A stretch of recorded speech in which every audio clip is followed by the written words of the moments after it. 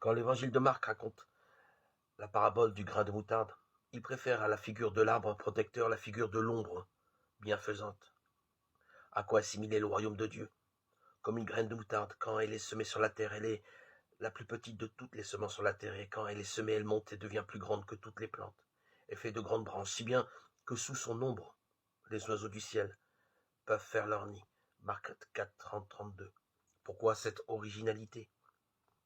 Parce que le texte veut pouvoir empiler l'une sur l'autre deux expériences.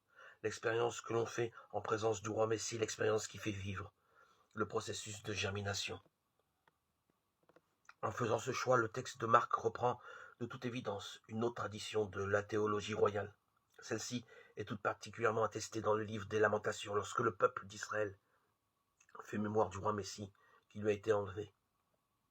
Le souffle de nos narines, le Messie du Seigneur est captif dans leur cachot, lui dont nous disions, à son ombre, nous vivrons au milieu des nations.